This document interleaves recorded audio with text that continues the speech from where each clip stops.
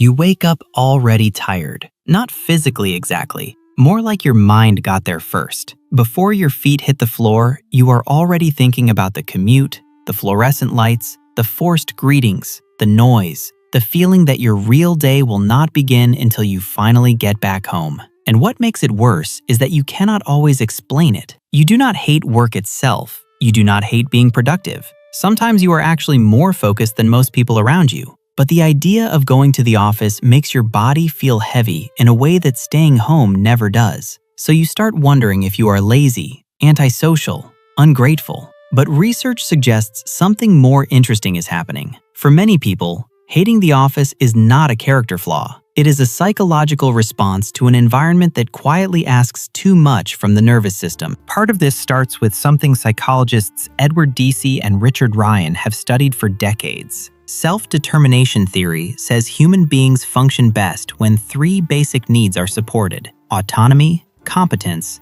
and relatedness. In simple terms, people do better when they feel some control over what they do, capable in what they do, and connected in a way that feels real. The problem is that for many people, the office can quietly undermine all three at once. Your time is no longer fully yours. Your focus is constantly interrupted. Even connection can start to feel performative instead of genuine. So the resistance you feel may not be rebellion. It may be your mind reacting to an environment where your psychological needs are being compressed hour by hour. And then there is the commute, which sounds small until you live inside it every day. Studies on commuting time have found that longer commutes are associated with lower work satisfaction, lower life satisfaction, and worse health outcomes. The American Psychological Association has also highlighted research showing that longer train commutes were linked with higher cortisol and greater perceived stress. So when you feel irritated before you even arrive,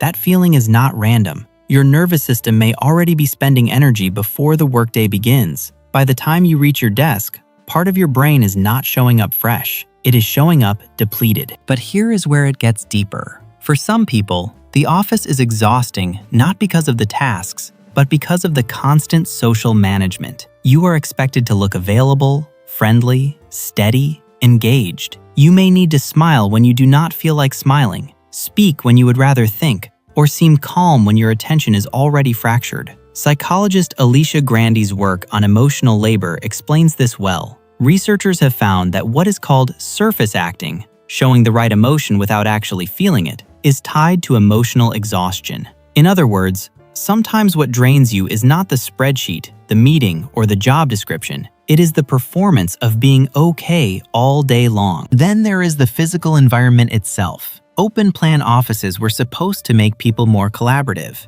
but research has repeatedly found a more complicated picture. Gary Evans and Dana Johnson found that simulated open office noise increased physiological stress and produced after effects linked to motivational deficits. More recent research has also found that open-plan noise can worsen mood and raise markers of stress. That matters because your brain does not experience constant noise as a neutral background. It has to keep sorting, filtering, suppressing, and recovering. So if you find yourself feeling unusually irritable in an office full of chatter, notifications, footsteps, and half-heard conversations, that does not necessarily mean you are difficult. It may mean your attention is being taxed far more than people realize. Psychologist Robert Karasek offered another useful lens years ago with the job demands control model. Research around this framework shows that stress rises when demands are high and control is low. That combination describes how many people experience office life. The work may be urgent, visible, and constantly interrupted, while the ability to control pace, setting, or method stays limited. You have to be present, but not necessarily in the way that helps you function best. You have to be reachable, but not always in a way that protects concentration. Over time, that mismatch creates a very specific kind of resentment. Not loud resentment, quiet resentment. The kind that shows up as dread on Sunday night and relief the moment a meeting gets canceled. For some people, there is an even older layer beneath all this. If you grew up in environments where you had to monitor mood, stay alert, or be careful about how you came across, the office can reactivate those habits without you noticing. You walk in and your brain starts scanning. Who is in a bad mood? Who wants something? Which conversation needs managing? Which version of you is safest today? The office becomes less like a workplace and more like a room full of small emotional calculations. And that is why some people get home from work and feel like they have been acting for 10 hours straight. They are not just tired, they are over-regulated. This is also why people who hate going to the office often feel guilty. From the outside, it can look irrational. You have a job,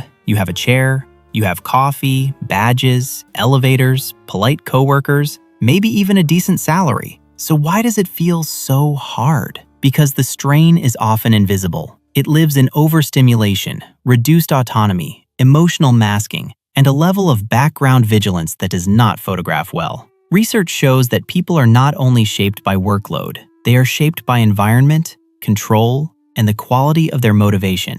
When those things are off, the body notices even before the mind finds the language for it. So no, hating the office does not automatically mean you hate discipline, responsibility, or other people. Sometimes it means your system is reacting honestly to friction that other people have learned to normalize. Sometimes it means your best cognitive energy gets burned on commuting, filtering noise, and managing impressions before the real work even starts. And sometimes it means you are one of those people whose mind works better with more space, more control, and less performance. Research does not say everyone should avoid offices, but it does suggest that people differ profoundly in what kinds of environments support their well-being and attention. Maybe that is the gentler way to understand yourself, not as someone who is failing at normal life, but as someone whose mind keeps giving accurate feedback. The dread, the irritation, the relief when you stay home, all of it may be information, not weakness, not immaturity, information. And if this felt uncomfortably familiar, maybe nothing is wrong with you. Maybe your nervous system has just been trying to tell you, very quietly, that the environment matters more than people admit. If this resonated, like, subscribe, and share. Someone else may need this explanation more than they realize.